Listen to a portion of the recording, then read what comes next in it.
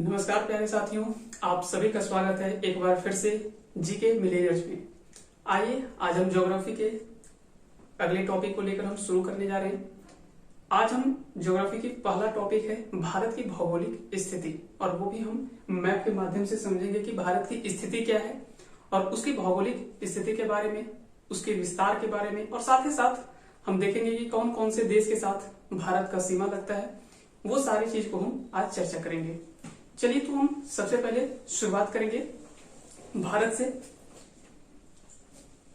तो आप देख सकते हैं ये है आपका भारत का मैप। अब भारत की अवस्थिति और विस्तार। तो सबसे पहले सवाल उठता है कि भारत अवस्थित कहाँ है। तो अगर गोलार्ध में अगर चर्चा किया जाए तो भारत जो है वो उत्तर पूर्वी गोलार्ध में अवस्थित है। तो भारत की अवस्थिति अगर पूछा जाए कि ग्लोब में कहाँ पे है या फिर विश्व में कहाँ स्थान आता है, तो ग्लोब में उत्तर पूर्वी गोलार्ध में आता है। क्योंकि जब हम जानते हैं कि भारत के ठीक नीचे से भूमध्य रेखा गुजरा हुआ है,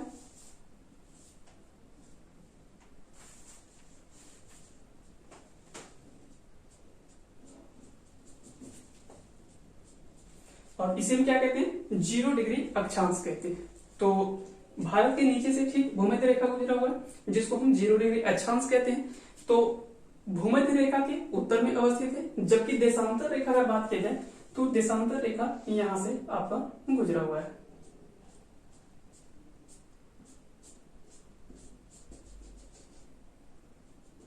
अब आप देखेंगे तो अगर 0 डिग्री देशांतर रेखा है तो फिर ग्रीनविच रेखा भी इसे कहते हैं। तो इसके जो है वो पूरब में है और भूमध्य रेखा के उत्तर में है। तो इसीलिए हम उत्तर पूर्वी इसको हम कहते हैं। तो इसको हम क्या कहते हैं, उत्तर पूर्वी गोलार्ध में कहते हैं।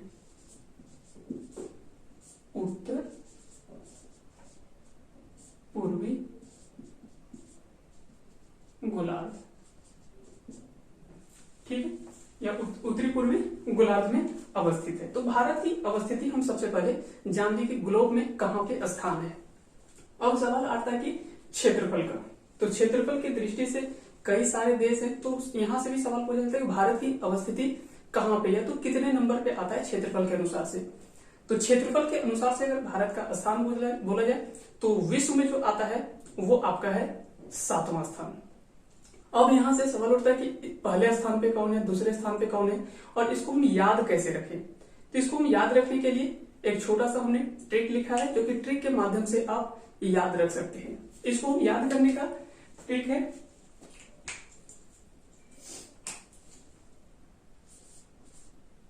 रुक, चीन, अब,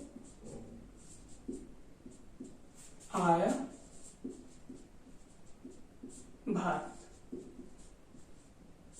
आप चाहें तो ऐसे याद रख सकते हैं। रूस से हो गया रूस,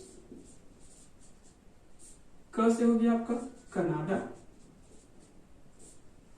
चीन से तो आप चीन है, अ से हो गया अमेरिका,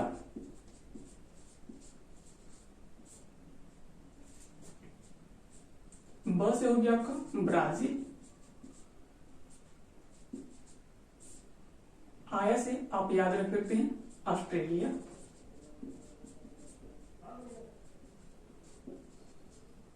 और फिर आता है आपका 7वें नंबर पे भारत। तो इस तरह से आप अगर क्रम पूछा जाए तो सबसे पहले आता है 1 नंबर पे रूस, फिर है कनाडा, फिर है चीन, फिर आता है अमेरिका, फिर आता है ब्राजील, फिर है ऑस्ट्रेलिया, और 7वें नंबर पे आता है आपका भारत। तो अगर पूछा जाए कि क्षेत्रफल की दृष्टि से भारत का स्थान कौन सा है, तो वो आपका आता है 7वां स्थान। अब हम थोड़े से इसके विस्तार के बारे में बात करेंगे। चाहे वो हम इसको अलग अलग तरह से बांट सकते हैं, चाहे वो अक्षांशीय विस्तार की बात करें या तो फिर देशांतरीय विस्तार के बारे में हम चर्चा करें। तो सबसे पहले ये तो आपका हो गया 0 डिग्री अक्षांश, 0 डिग्री अक्षांश।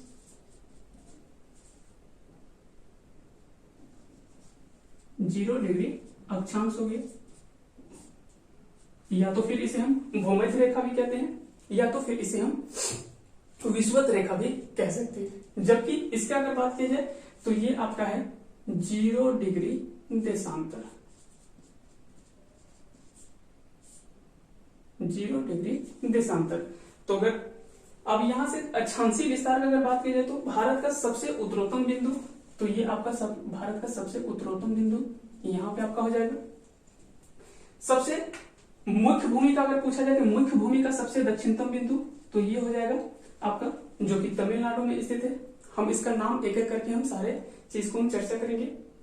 उसके बाद अगर पूछा जाए कि भारत की सबसे दक्षिणतम बिंदु कहाँ है, तो वो जो आता है वो आपका है यहाँ पे अंडमान निकोबार, जो कि यहाँ पे निकोबार द्वीप समूह में सबसे दक्षिणतम बिंदु। तो यहाँ से सवाल दो तरह से पूछा जाए। अगर बोलिए मुख्य भूमि का दक्षिणतम बिंदु, तो वो हो जाएगा आपका केप कोमोरिन या तो फिर कन्याकुमारी। इसका नाम है केप कोमोरिन या तो फिर कन्याकुमारी, इसको हम बोल सकते हैं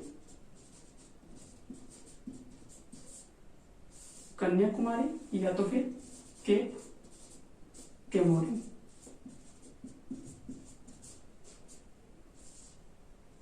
केप कोमोरिन या तो फिर कन्याकुमारी। अगर इसका स्थिति अगर पूछा जाए तो ये कितना है, तो ये है आपका 8 डिग्री 4 मिनट। 4-5 आता है, लेकिन आप इतना याद रख सकते हैं कि 8 डिग्री 4 मिनट। अब यहां से ये है 0 डिग्री अक्षांश। अब यहां से जब ऊपर जाएंगे तो ऊपर की ओर बढ़ता हुआ जाएगा, तो इसलिए यहां से जो मुख्य भूमि का दक्षिणतम बिंदु है वो आपका है केप कोमोरिन या तो फिर कन्याकुमारी, जो कि 8 डिग्री 4 मिनट। जबकि भारत का अगर बोले दक्षिणतम बिंदु कौन सा है, तो वो आपका हो जाएगा निकोबार में, जिसको हम इंदिरा पॉइंट कहते हैं। इसे हम क्या कहते हैं, इंदिरा पॉइंट। इंदिरा पॉइंट। और इसका अगर स्थिति के पूछा जाए, अक्षांश में पूछा जाए, तो ये हो जाएगा आपका 6 डिग्री 4 मिनट। तो अगर पूछे, अब सवाल यहां से दो तरह से पूछा जा सकता है कि मुख्य भूमि का सबसे दक्षिणतम बिंदु, तो वो हो जाएगा केप कोमोरिन या तो कन्याकुमारी, जो कि आपका तमिलनाडु में स्थित है। और बोले भारत का सबसे दक्षिणतम बिंदु, तो वो हो जाएगा आपका इंदिरा पॉइंट, जिसको हम 6 डिग्री 4 मिनट। अब यहां से इसका नाम भी और भी पूछा जाता है कि इंदिरा पॉइंट का और भी नाम क्या क्या था। तो इसका अलग अलग समय पर अलग अलग नाम था। जैसे इसको पार्सन पॉइंट भी कहा जाता है, पिग्मेलियन पॉइंट भी बोला जाता है। तो इसको आप याद रख सकते हैं कि इसे हम पार्सन पॉइंट भी कहते हैं, पार्सन पॉइंट, पार्सन पॉइंट या तो फिर पिग्मेलियन पॉइंट।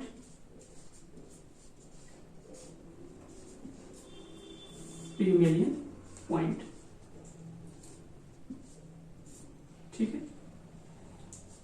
पार्सन पॉइंट या तो फिर पिग्मेलियन पॉइंट, ये भी इसका नाम है। इंदिरा पॉइंट का ही नाम पार्सन पॉइंट या तो पिग्मेलियन पॉइंट या तो हाथी, अलग अलग 3-4 नाम है। तो यहां से भी कई बार सवाल पूछा जाता है। अगर बोले भारत का सबसे उत्तरोत्तम बिंदु, तो ये आपका है जो कि जम्मू कश्मीर में स्थित है। और इसको हम क्या कहते हैं, इंदिरा कॉल कहते हैं। क्या कहते हैं, इंदिरा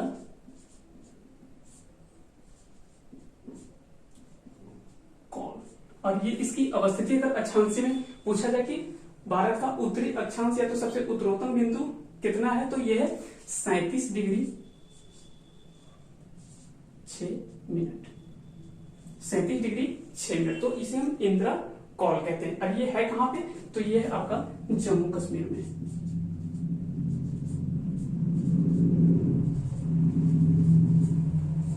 जम्मू कश्मीर में। अब सबसे दक्षिणतम बिंदु, सबसे उत्तरोत्तम बिंदु का हमने बात किया। अब आता है भारत का सबसे पूर्वोत्तर बिंदु यानी पूर्वोत्तम बिंदु और सबसे पश्चिमतम बिंदु। सबसे पूर्वी अगर बिंदु का बात की जाए तो वो हो जाएगा आपका, ये आपका अरुणाचल प्रदेश में, और इसका नाम है वो है वालांगू, वालांगू या तो फिर किबिथू, वालांगू या तो फिर किबिथू। और अगर पश्चिमी बिंदु का बात किया जाए यहां पे, तो ये आपका जम्मू कश्मीर में, जिसको हम क्या कहते हैं, तो याद रख सकते हैं कि इसकी स्थिति इस तरह से है। अब यहां से पूछा जाए कि भारत का सबसे पश्चिमतम बिंदु कौन सा होगा, भारत का सबसे पश्चिमतम बिंदु कौन सा होगा, तो ये आपका हो जाएगा 68 डिग्री 7 मिनट।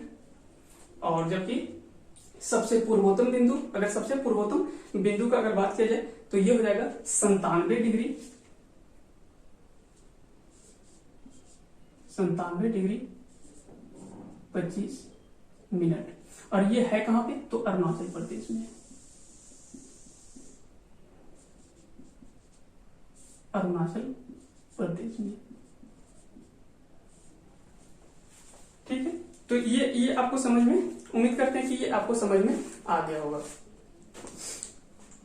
अब यहां से सवाल उठता है कि हाँ, भारत का पश्चिमतम बिंदु, तो इसको हम क्या कहते हैं? तो ये सरक्रिक गुजरात में अवस्थित है, या तो इसका नाम, इसे सरक्रिक, सरक्रिक ये गुजरात में अवस्थित है। इसी का नाम एक है गौरमोत्ता, गौरमोत्ता, या तो फिर गौहर माता भी बोला जाता है। तो जो भी है, सरक्रिक, गौरमोत्ता या तो फिर गौहर माता भी बोला जाता है। तो इस तरह से आप याद रख सकते हैं। अब यहां से दूरी के से भी सवाल पूछ लिया जाता है कि सबसे, अगर बात किया जाए इसकी दूरी का, कि पूरब से लेकर पश्चिमतम बिंदु तक, तो यहां की कुल दूरी कितना है, और फिर उत्तर से लेकर ये दक्षिणतम दूरी। तो अगर उत्तर से दक्षिण का दूरी कुल पूछा जाए तो ये हो जाएगा आपका 3214 किलोमीटर।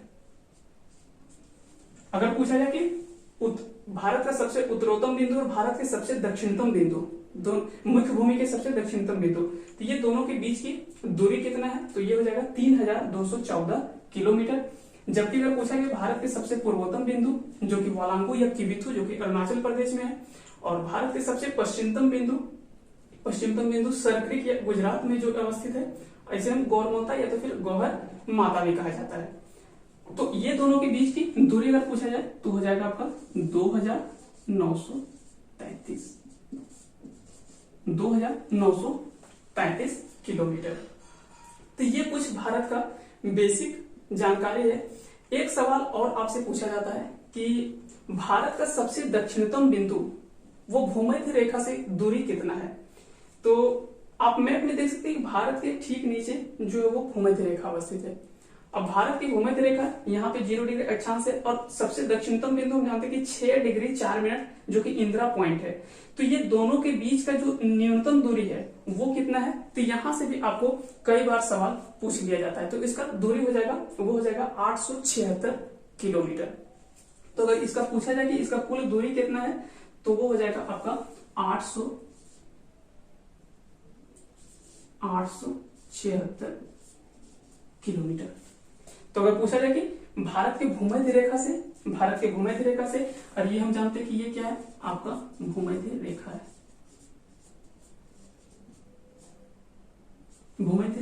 और भूमध्य रेखा से भारत के सबसे दक्षिणतम बिंदु की न्यूनतम दूरी कितना है? तो वो हो जाएगा आपका 876 किलोमीटर। और वहीं देशांतरीय विस्तार में अगर देखा जाए तो इस तरह से, जब हम देशांतर से इधर बढ़ेंगे तो जो है वो डिग्री बढ़ता जाएगा। जैसे ये 0 डिग्री देशांतर है, जैसे जैसे हम आगे बढ़ते जाएंगे तो वो बढ़ता जाएगा। फिर नीचे भूमध्य रेखा है, तो भूमध्य रेखा से ऊपर जैसे जैसे बढ़ेंगे तो वो बढ़ता जाता है। अब यहां से एक चीज और आप जानते हैं कि यहां पे आपका ठीक आपके भारत के बीचों बीच से कर्क रेखा गुजरता है, जो कि भारत के 8 राज्यों से होकर गुजरता है। ये आपका हो गया कर्क रेखा, ये हो गया कर्क रेखा, जो कि भारत के ठीक बीचों बीच, जो कि भारत को 2 भागों में उत्तर और दक्षिण के रूप में बांटता है। अब ये है कि अगर इसका अक्षांशीय विस्तार के बारे में बात किया जाए तो ये हो जाएगा आपका 33.5 डिग्री उत्तरी अक्षांश,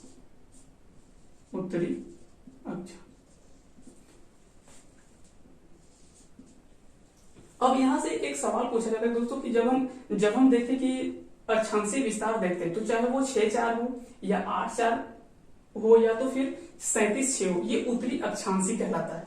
तो ये दोनों जो होगा वो उत्तरी अक्षांशीय होगा, ये भी उत्तरी अक्षांश, और ये भी जो होगा 8-4, ये भी आपका उत्तरी अक्षांश होता है, उत्तरी अक्षांश होता है। अब ऐसा क्यों होता है? ये दोनों में उत्तरी अक्षांश, बहुत बार हमको लगता है कि ये उत्तरी अक्षांश है, लेकिन ये तो दक्षिण में, तो ये दक्षिणी अक्षांश होना चाहिए, लेकिन ये भी उत्तरी अक्षांश क्यों होगा? तो यहाँ पे जब हम अक्षांशीय विस्तार का बात करते हैं तो हम भूमध्य रेखा को लेकर चलते हैं, और भूमध्य रेखा हम जानते हैं कि भारत के नीचे है, तो भूमध्य रेखा के जो भी उत्तर में है वो सारे उत्तरी अक्षांश के अंतर्गत आएगा, भूमध्य रेखा के जो नीचे आएगा वो सारे दक्षिणी अक्षांश के अंतर्गत आता है। उसी तरह से जब भी हम ये डिग्री का बात करते हैं पूरब और पश्चिम, तो ये पूर्वी देशांतर कहलाता है, ये भी आपका पूर्वी देशांतर होता है और ये भी आपका पूर्वी देशांतर होता है।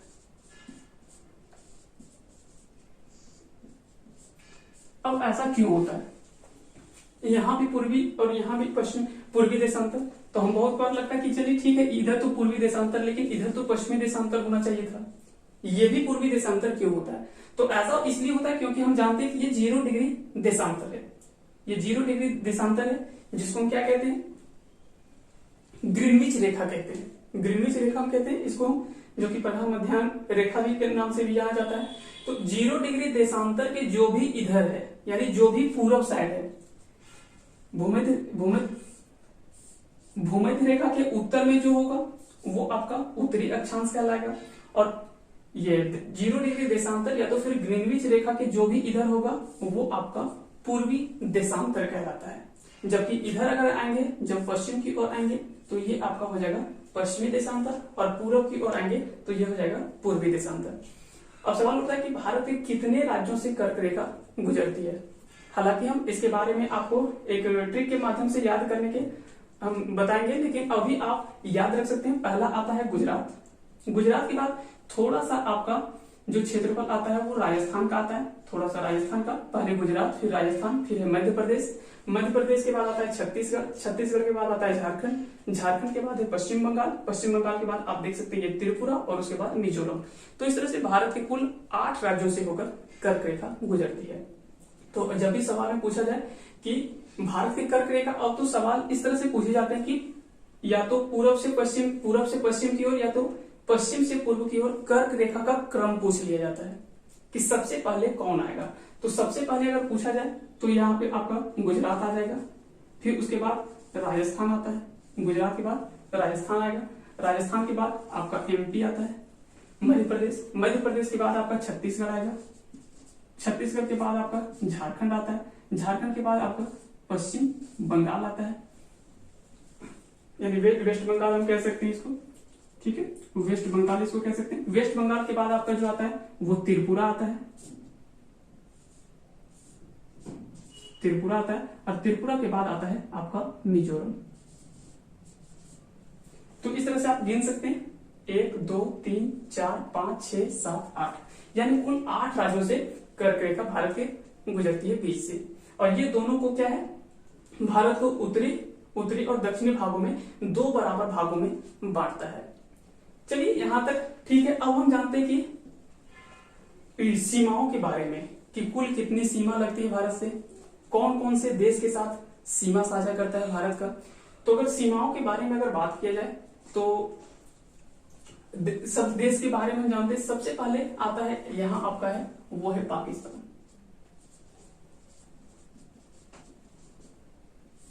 पाकिस्तान, उसके बाद आता है अफगानिस्तान,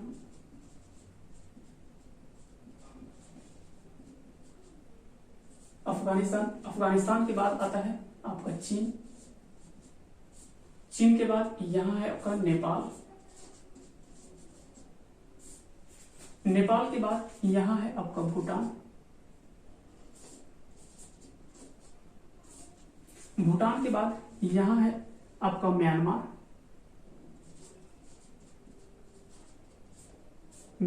और म्यांमार के बाद यहां आपका है बांग्लादेश।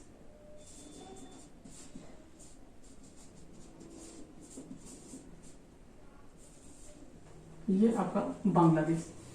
तो अगर देश में पूछा जाए तो पहले आएगा पाकिस्तान, फिर अफगानिस्तान, फिर चीन, नेपाल, भूटान, म्यांमार और बांग्लादेश। ये अगर पूछा जाए तो मुख्य रूप से जो वो भूमि का सीमा लगने वाले देश है। तो अब यहाँ पे पूछा जाता है कि सबसे लंबी सीमा किस देश के साथ साझा करता है। तो सबसे लंबा सीमा अगर पूछा जाए तो वो बांग्लादेश के साथ, जो कि लगभग आपका 4096.6 किलोमीटर। ये आपका सबसे लंबा सीमा जो कि साझा करता है वो है बांग्लादेश के साथ। फिर आता है चीन। दूसरे नंबर पे आता है चीन, जिसकी कुल सीमा जो है वो आपका है 3488 किलोमीटर, ये चीन की सीमा है। फिर इसके बाद आता है पाकिस्तान। पाकिस्तान की सीमा अगर बात की जाए तो वो आपका है 33-23 किलोमीटर, 33-23 हो जाएगा। फिर है नेपाल, तो नेपाल की सीमा कुल लगता है वो आपका है 1751 किलोमीटर, 1751 किलोमीटर। तो अगर पूछा जाए कि नेपाल की सीमा भारत के साथ कुल कितने किलोमीटर की सीमा लगता है तो वो 1751 किलोमीटर। फिर आता है भूटान। भूटान की सीमा अगर बोला जाए तो भारत के साथ 699 किलोमीटर, 699 किलोमीटर। और उसके बाद आता है म्यांमार। म्यांमार जो है वो भारत के साथ कुल 1643 किलोमीटर सीमा लगता है। और उसके बाद एक आता है अफगानिस्तान, जो कि बहुत ज्यादा लंबा सीमा नहीं, इसका मात्र 106 किलोमीटर, 106 किलोमीटर सीमा भारत के साथ लगता है। तो अगर पूछा जाए कि भारत के साथ सबसे छोटी सीमा कौन लगाता है तो वो अफगानिस्तान है, जो कि 106 किलोमीटर है। सबसे अधिक सीमा किसके साथ है तो वो है बांग्लादेश के साथ। बांग्लादेश के साथ सीमा जो है वो सबसे ज्यादा लगता है, जो कि 4096 किलोमीटर। दूसरे नंबर पर आता है चीन, जो कि 3488 किलोमीटर आता है। फिर है उसके बाद पाकिस्तान, जो कि 3323 किलोमीटर। उसके बाद आता है आपका नेपाल, जो कि 1751 किलोमीटर। फिर आता है म्यांमार 1643 किलोमीटर। उसके बाद आता है आपका भूटान, भूटान का 699 किलोमीटर। और फिर आता है अफगानिस्तान, जो कि 106 किलोमीटर का सीमा साझा करता है। तो इस तरह से जितने भी सीमाओं को लेकर यहां से सवाल बन सकते थे उद्देश्य के साथ, ये सारे हमने चर्चा किया। अब यहां से एक और सवाल पूछा जाता है कि कुल कितना किलोमीटर सीमा है जो कि कुल भारत का लगता है, चाहे वो तटीय सीमा का बात करें या तो मुख्य भूमि का सीमा बात करें। तो अगर बोले कि मुख्य भूमि का कुल सीमा कितना लगता है तो ये लगता है 15,200 किलोमीटर। ये 15,100 कुछ होता है, लेकिन इसको हम 15,200 मुख्य रूप से हम मानते हैं। तो अगर ये बोले मुख्य भूमि का जितने भी सीमा है, ये सारे सीमा की बात करेंगे हम यहां से लेकर पश्चिम बंगाल के यहां तक, पश्चिम बंगाल उड़ीसा तक, और यहां से गुजरात से यहां से, तो यहां से लेकर जो भी ऊपरी सीमा है वो टोटल कितना लगता है तो 15,200 किलोमीटर। ये भारत के जितने भी देश है, चाहे वो पाकिस्तान है, अफगानिस्तान है, चीन, नेपाल, भूटान, म्यांमार, बांग्लादेश, ये सभी के साथ मुख्य भूमि का सीमा लगता है। उसके बाद पूछा जाता है कि तटीय सीमा। तो भारत के कुल 9 ऐसे राज्य हैं जो कि भारत की तटीय सीमा लगता है। आप इधर देख सकते हैं कि ये है आपका अरब सागर और इधर आपका है बंगाल की खाड़ी। अरब सागर में अगर बात की जाए, एक आपका भारत का द्वीप है जिसको हम क्या कहते हैं लक्षद्वीप, ये आपका लक्षद्वीप। और जबकि बंगाल की खाड़ी में जो है ये आपका है अंडमान निकोबार, ये अंडमान एंड निकोबार, ये अंडमान निकोबार। अगर पूछा जाए कि कुल कितने भारत के कुल कितने राज्यों से तटीय सीमा साझा करता है तो वो भारत के कुल 9 ऐसे राज्य हैं जो कि भारत की तटीय सीमा साझा करता है। कौन कौन से राज्य हैं, थोड़ा सा हम राज्य के बारे में चर्चा कर लेते हैं। तो सबसे पहले तो एक हो गया गुजरात, गुजरात के बाद आता है आपका महाराष्ट्र, महाराष्ट्र के बाद है आपका गोवा, फिर है कर्नाटक, उसके बाद आता है केरल, केरल के बाद आता है तमिलनाडु, तमिलनाडु, तमिलनाडु के बाद आता है आंध्र प्रदेश, आंध्र प्रदेश के बाद आता है उड़ीसा, उड़ीसा। तो गुजरात 1 2 3 4 5 6 7, एक मिनट, गुजरात हो गया सबसे पहले गुजरात, फिर है महाराष्ट्र, महाराष्ट्र के बाद है गोवा, गोवा के बाद आएगा कर्नाटक, कर्नाटक के बाद है केरल, केरल के बाद आ जाएगा आपका तमिलनाडु, तमिलनाडु, तमिलनाडु के बाद आंध्र प्रदेश, आंध्र प्रदेश के बाद उड़ीसा, उड़ीसा के बाद यहाँ पे आपका है वेस्ट बंगाल। तो देख सकते हैं 1 2 3 4 5 6 7 8 9, कुल 9 ऐसे राज्य हैं जो कि भारत की तटीय सीमा अपनी साझा करता है। गुजरात, महाराष्ट्र, उसके बाद हो जाएगा आपका गोवा, गोवा के बाद आएगा कर्नाटक, कर्नाटक के बाद केरल, तमिलनाडु, आंध्र प्रदेश, उड़ीसा और वेस्ट बंगाल।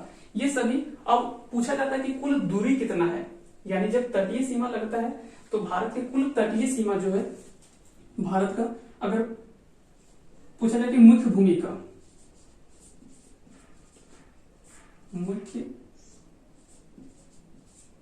का तो ये हो जाएगा आपका 15,200 किलोमीटर। मुख्य भूमि का तटीय सीमा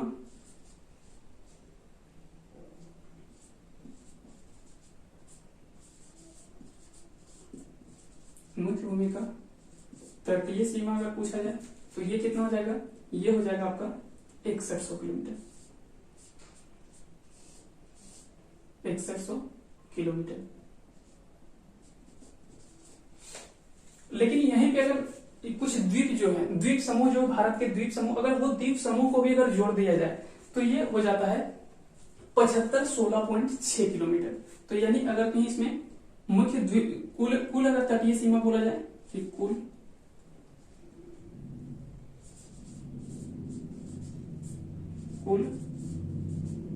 तटीय सीमा, तो ये हो जाएगा आपका कुल तटीय सीमा में 7516.6 किलोमीटर, ये हो जाएगा। अब यहां से सवाल 3 टाइप से है, आप चाहें तो एक और याद रख सकते हैं, कुल सीमा, भारत की कुल सीमा आप याद रख सकते हैं कुल सीमा के लिए। तो मुख्य भूमि का अगर पूछा जाए आपका कि मुख्य भूमि का सीमा कितना लगता है, तो 15,200 किलोमीटर। मुख्य भूमि का तटीय सीमा यानी जो सिर्फ ये सारे आपको लग रहा है, ये सारा जो है वो 6100 किलोमीटर है।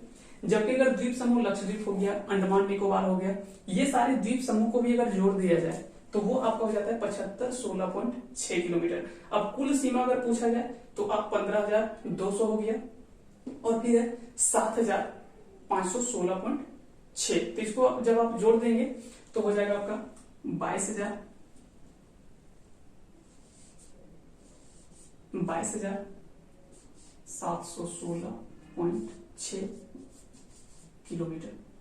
तो आपको सवाल में जिस तरह से पूछा जाए, अगर मुख्य भूमि का पूछा जाए कि कुल कितना सीमा लगता है तो वो आपका 15,200 किलोमीटर हो जाएगा। मुख्य भूमि का तटीय सीमा कितना लगता है तो 6100 किलोमीटर। कुल तटीय सीमा कितना लगता है तो वो हो जाएगा 7516.6 किलोमीटर। फिर अगर कुल सीमा कितना लगता है भारत के साथ तो वो हो जाएगा 22,716.6 किलोमीटर। यानी आप 15,200 और इसको आप जब जोड़ देंगे तो ये आपका कुल सीमा निकल कर आ जाएगा। तो इस तरह से आप याद रख सकते हैं कि जितने भी आपको भारत से संबंधित, अब हम अगला जब क्लास लेकर आएंगे तो जो भी जलीय सीमा है वो सारे के बारे में बात करेंगे, और कौन से देश के साथ कौन से सीमा विवाद है, कौन कौन से चैनल है जो भी अलग अलग करता है सबके भारत के। तो एक क्लास में थोड़ा सा ज्यादा आपको कंफ्यूजन होता है, इसलिए हम एक क्लास में सब कुछ नहीं लिए हैं। अगले क्लास हम जब लेकर आएंगे तो उसमें हम देखेंगे कि कौन कौन से जलीय सीमा साझा करता है, चाहे वो द्वीपीय समूह हो। उसके बाद भारत उपमहाद्वीप के अंतर्गत कौन कौन से देश आते हैं। और यहां से एक और पॉइंट हम देशांतर के बारे में बात करेंगे। अगर देशांतर का बात किया जाए कि भारत की देशांतर रेखा जो मुख्य ये समय मानक समय रेखा जो है वो गुजरता है, वो कितने राज्यों से होकर गुजरता है। तो यहाँ पे भी आप इसको याद रख सकते हैं कि 5 ऐसे राज्य हैं जिससे ये भारतीय मानक समय रेखा गुजरता है, जो कि 82.5 डिग्री आपका है।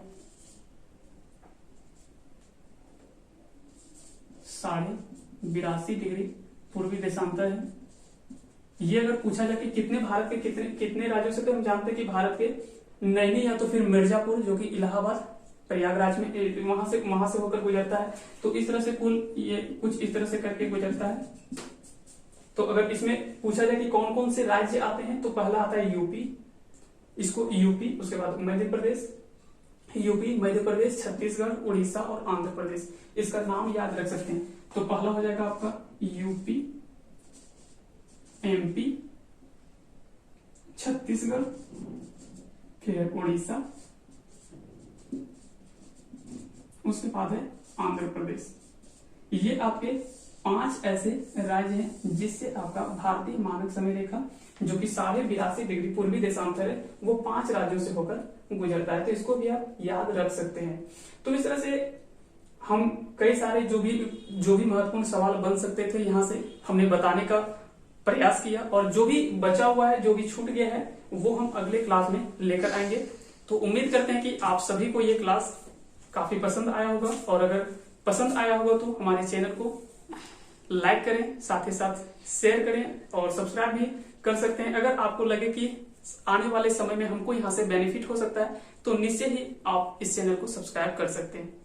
तो बहुत बहुत धन्यवाद आप सभी का हमारे साथ जुड़े रहने के लिए।